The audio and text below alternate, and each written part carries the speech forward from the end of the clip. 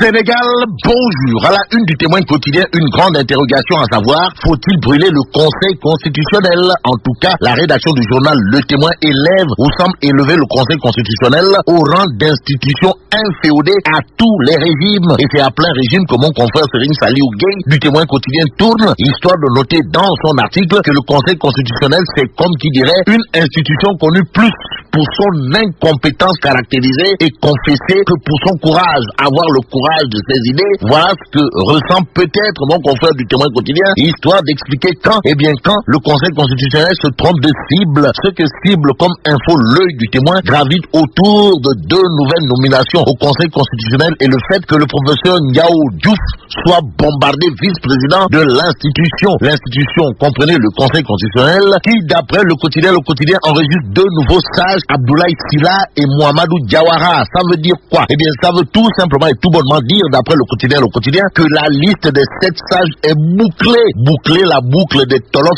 et des Ndiafeigne à la veille de la présidentielle, voilà ce que ne fait pas. Alors là, pas du tout enquête. Le journal sur la modification de la carte électorale révèle que il y a encore des électeurs dans l'incertitude totale de ce total. Globalement parlant, enquête nous informe que monsieur le ministre de l'Intérieur a jusqu'au 24 janvier 2019 pour arrêter la carte électorale et la publier. Une publication qui, d'après le journal Enquête, qui peut sous-entendre des électeurs avec leur carte rééditée, le numéro de vote modifié ou le nom de leur lieu de vote changé, loin du changement espace-temps. La tribune au sujet du parrainage du Conseil constitutionnel du fichier électoral et entre autres révèle l'opposition dévoile son plan de guerre. S'agit-il d'un plan de guerre total ou d'un plan d'une drôle de guerre? En tout cas, la tribune sous la plume d'Ousmane Sall renseigne que le front de résistance se prépare pour le combat aux allures de Tchoki fin et Kher final, si on en croit source A. Le journal en effet nous apprend que le front anti-Nyangal prévoit des manifestations de rue aux allures de guérilla urbaine, sans oublier l'état de siège du Conseil constitutionnel. Ça veut dire quoi? Eh bien, ça veut dire, d'après source A, que le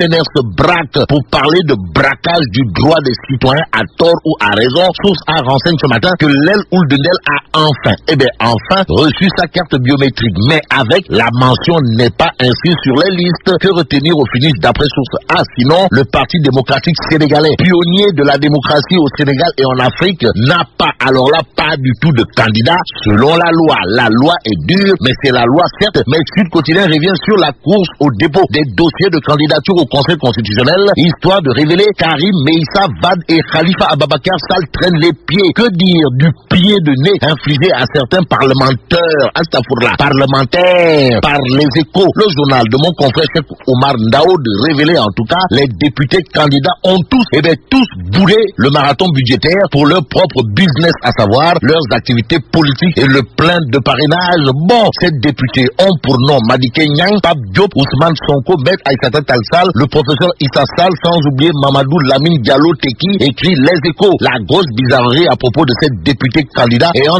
délibérément tourné le dos au peuple en boudant le marathon budgétaire d'après Les Échos gravite autour du fait qu'ils vont hériter du budget en question en cas d'élection. L'érection de Mbaye Dione au rang de Big Boss du CMS à la une de source A. Le journal en tout cas présente Sawai Mbaye Dione, par ailleurs maire de Ngoundiane, comme un homme du sérail. Aussi, l'observateur lobse à ça une titre, la grande muette face à deux décisions majeures, l'armée en tenue de rigueur. Bon, terminons avec la tribune qui sur la campagne de commercialisation agricole nous apprend que Macky Sall veut une collecte agressive, c'est-à-dire plus qu'intensive. Et là, mais la Kédong qui est fou. Bon, l'actuel locataire du palais veut que les paysans soient contents. À jour J-72, disons, niaou.